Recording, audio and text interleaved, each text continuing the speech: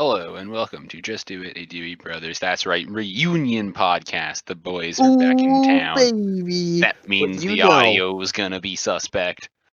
but you know what that means. We're still on vacation. Oh We're yeah, taking a nice long hiatus. that's right. And on this hiatus, Eric, look, you know what I found in the garden today?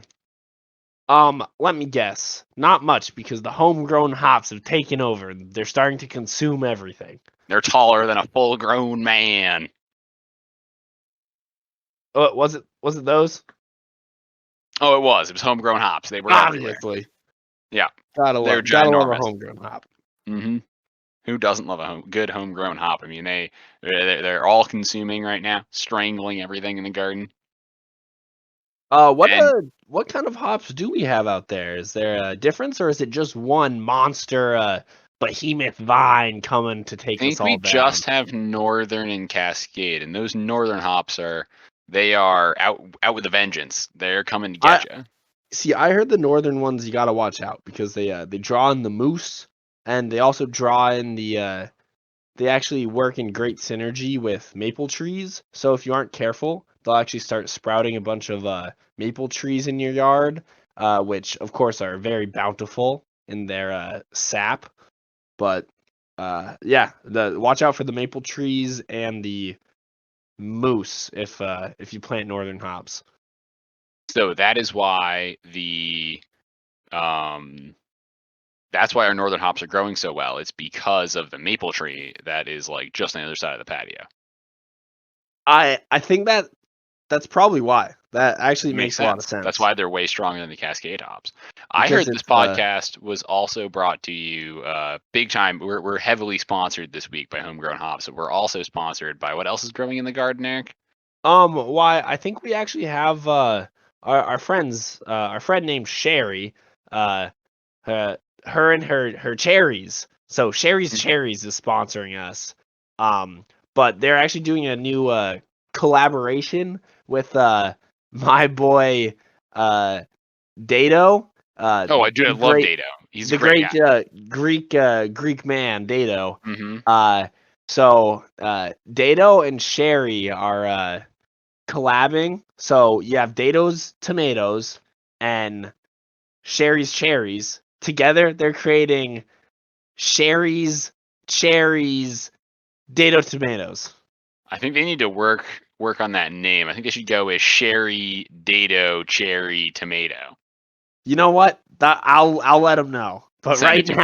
right now it's a little rough. The marketing, Well, it's all over the place. that is true. They did put all of their green new growth into our wildly successful podcast. So that's Well, yet another notch in their cherry tomato leaf. they were hoping that this was all the advertising they were going to need by our wonderful like four listeners a week.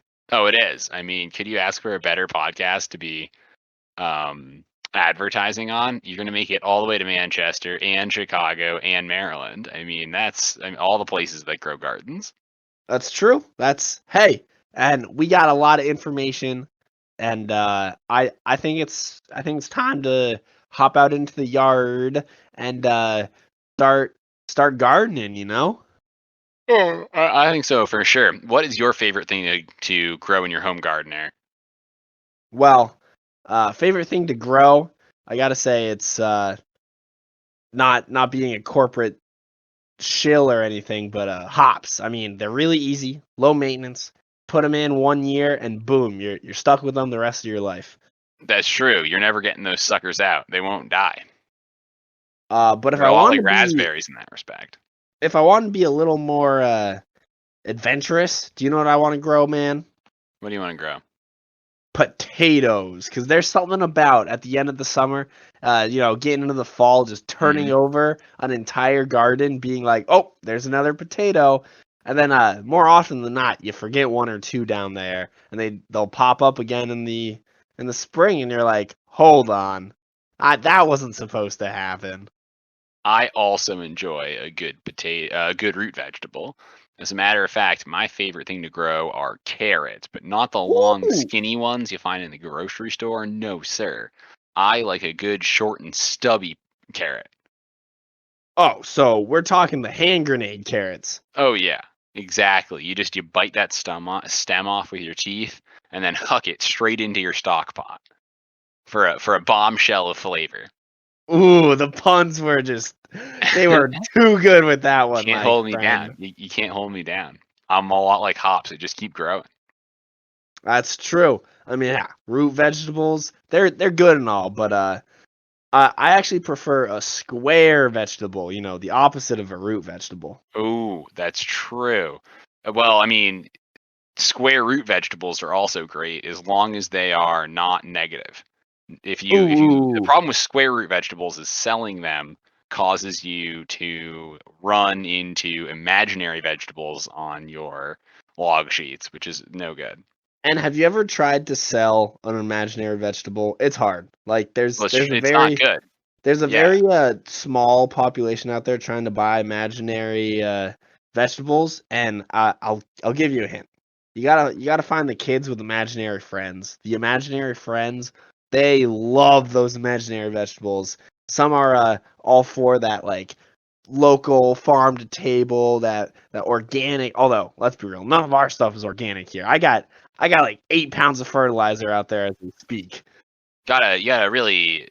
Man was made to sculpt the soil for sure. None of this natural farming techniques, the coexisting with the natural cycles, that is ridiculous. You have to uproot them, just like harvesting carrots, in order to supplant them with your own piles and piles of fertilizer. Eric, what do you think the most common imaginary vegetable is? Hmm. The most imaginary vegetable, I don't know, but I will say my favorite one is probably the imaginary cucumber. No, Oh, the imaginary zucchini. You know? mm, So especially if used in the racing zucchini type of way. ooh, that's true. That's true. Because it Um, uh it, it leaves a lot to the imagination. You take that long zucchini, tuck it in your GS suit or down your short running shorts, and right. no one knows what to expect. Eric, you know what we should do? We should start up a Do It Brothers. This is I don't want to steal stuff from other podcasts, Eric, but I think we're on to a multi-dollar idea. We're gonna Ooh, start our own high, like in Japan, they like manicure those watermelons all summer long until they're perfect cubes and then sell them. oh yeah, a little I think bonsai action. exactly. I think there's a hole in the market for high speed, lightweight performance squashes. Zucchini. Yeah, Ooh, all zucchinis and squash. squashes. Oh, Could you that. imagine how much faster your racing gourd could be if we got like the bumps into like a instead of all like bumpily and warty, if we got like some sort of golf ball dimple pattern? I Oh think we my get them gosh. banned in I downhill competitions. True, because it's all about the aerodynamics when you're going that fast. So that's perfect. If we actually have specifically grown circumstances to create the most perfect Right. We could even racing put like zucchini. carbon fiber into the soil so that we have an even stronger and more lightweight codpiece vegetable. Ooh, not see. That's something I'm talking. You're bringing up great points, Alex. I mean, one, And Eric, perfect we for the photos, and perfect for the race itself. That you're onto something here. And then after we carve out that market, Eric, I think we should branch out because we need to take care of all the ladies too. So we should move into padded melons or racing grapefruit. Oh gosh. Really, boutique, high quality. We're gonna call them enhancing sport enhancement foods. Yeah. Take your competition to the next level. It's performance enhancing fruits. Yep. Wait, what's a D? Performance enhancing diets. No, performance enhancing dietary supplements. Wait, no. Performance enhancing dietary organics or pedo. Ooh, I think the pedo market is wide open, especially because I heard that the government just whacked a whole bunch of the big players in that market space. I mean, it's dangerous, but let's be Bunch real. of FBI stings, but we're really a gardening company. So when you garden with us, you're guaranteed the pedo way. That's right. We're over at Pedo Gardening. We are growers, not showers. Oh boy. I think that's a multi-dollar idea. Holy crap. Yeah, all right. It We is a gotta let's answer multi-dollar some idea. questions. Yeah, let's answer some Wait, questions. Huh? Alex. No, I all this talk about gourds and racing Yeah. racing squash. I mean, one, obviously it's got to look good in the photo and be well on the during the sporting event. But Right. why do you think, I mean, I guess this also hops on a little motorized two-wheel stand-up transport vehicle into our next segment anyways. Oh yeah, So definitely. I have a question. Sure. Where did pumpkins come from, and why are they always like synonymous with Halloween? Why not other gourds? Like, I want to see a Jacko lanterner, you know? So originally it was turnip-o-lanterns in England, and they came over to America, and in America everything's bigger, right? You know how in Oh, Texas everything's bigger. So we decided to supersize those turnips, and we went with pumpkins. They're new, they're hot, they're from the Americas, they're called squash. And they're coming to a marketplace near you thanks to, that's right, check it, Triangular Trade. That's the one with the ooh. slaves. Actually, I think it was It, not that. It was the great vegetable swippy swappy, where they swip swapped the vegetables. so And do you know if like over in Europe or over in England they're still doing turnips or what? I don't think they do Halloween over there. I think they just prank each other before Hallows Day. Oh, they're much more they don't deal with the occult like we do over here. I mean, the tomato didn't exist in Italy until like I think the 1600s. So Well, yeah, why do you think they have so many white pizzas over there? And it's mm, not just because their immigration laws are brutal. that's true. That's true. So yeah, that's why it's the pumpkin. Also, they come out in the fall. If you go down south, we don't have pumpkins for pumpkin pie because they're wrong, and instead they use sweet potato. Oh, And dude, we have potato pie. don't tell me that sweet potato pie is as good as pumpkin pie because that is factually inaccurate. Well, okay. I know they're very different, but the South does one thing really well, If you diabetes, and it's the pecan. oh, the Well, pecan is really good. the That's true. You pecan got to give them pie. the pecan pie.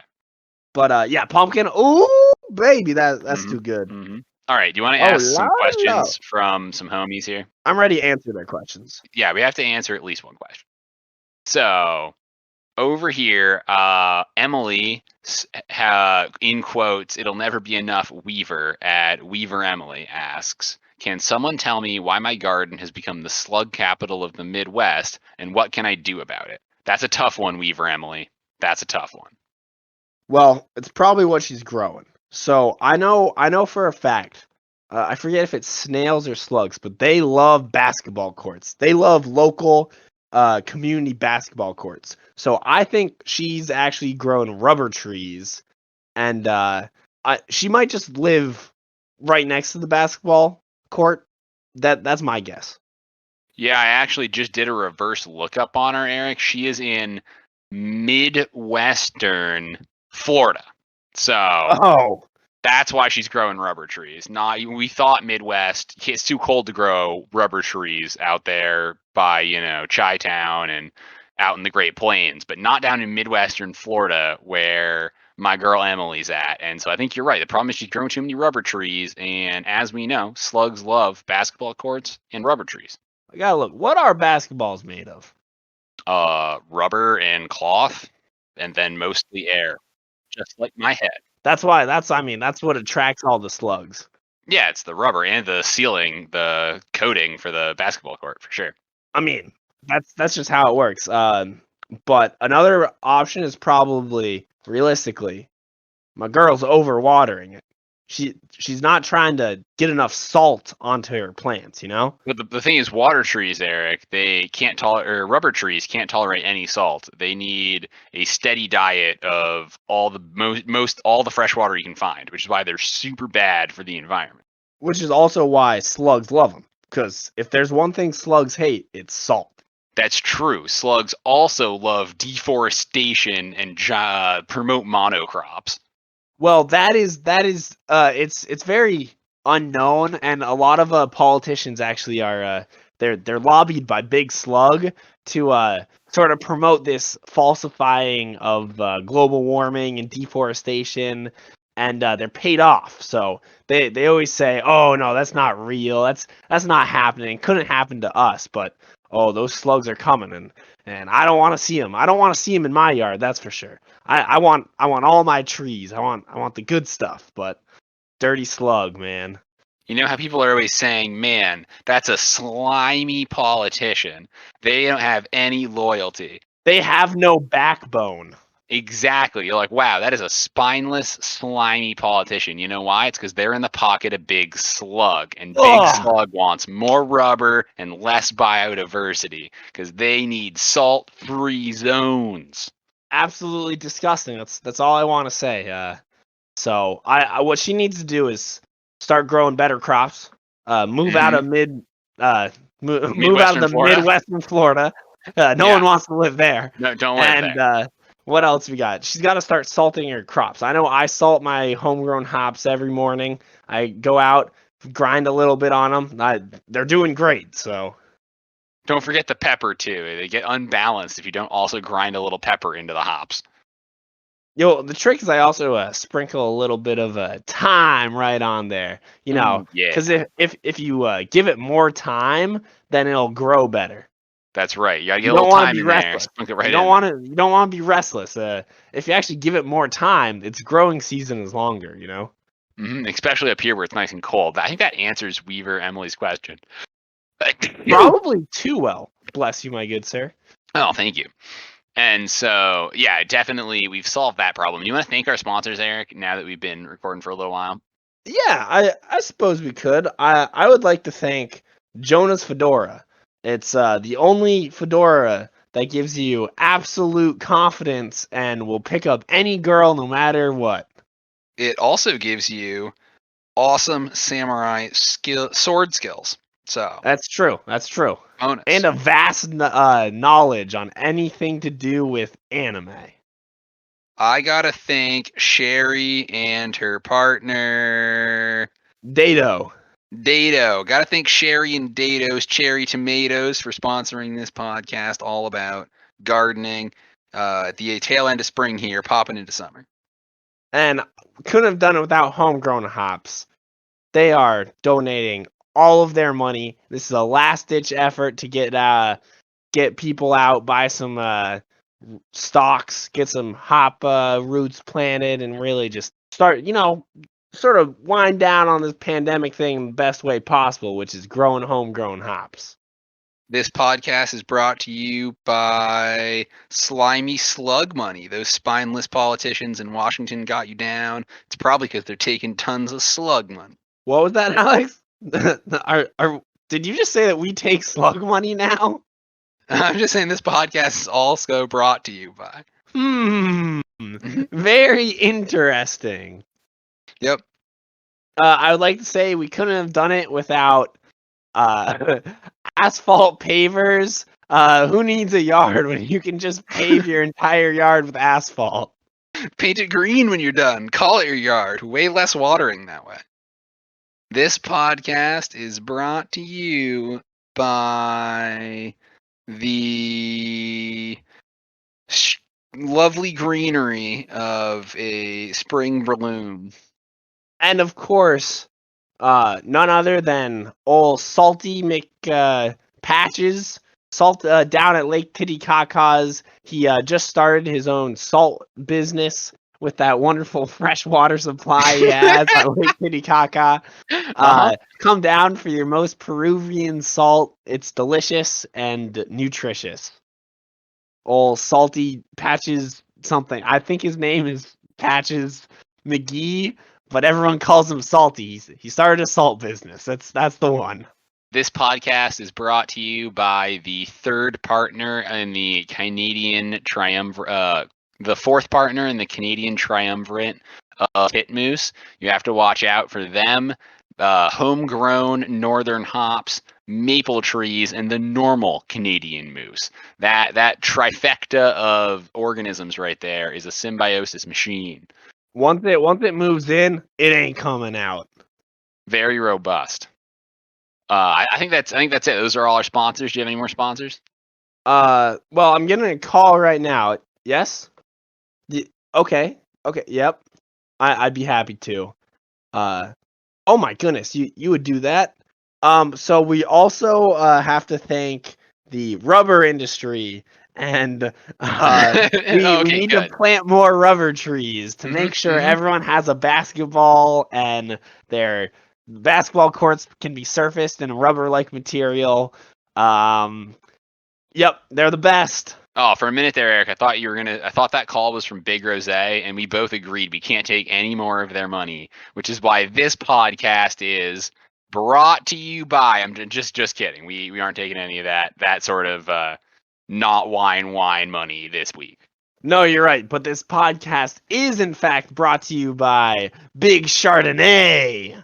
Oh, yeah, they got all of the fanciest vinos that are, I believe, actually, can you have Chardonnay? They're all white wine, right? I don't remember. All right, let's get this podcast out of here. This has been Just Do It, Dewey Brothers podcast. We're still on vacation, but we got green thumbs, baby. Oh, they're so green. I gotta check them out. It might be gangrene or something. It's go to your doctor. it's like trench foot, but for my thumbs. Oh no, I'm Alex. I'm Eric. And for the love of God, man, just send it. I mean, I don't know. Podcast went well. Dude, we forgot to thank Pedo. Thank him right now. This podcast brought to you by our new gardening company, Pedo. Get out there and get a Pedo Speedo for your fantastic vegetable racing needs. Wait. Yes. Yep, please try performance enhancing what was it? Performance enhancing dietary organics, and now their new wait, I can't say this with a straight face. And their new product, Cheeto for Kids. Oh no. Designed to help your little Jimmy really work well in his youth little leagues or youth soccer tryouts. Oh God. All right, you don't need to use that. Yeah, that one's too far. There's no way that's going in the podcast.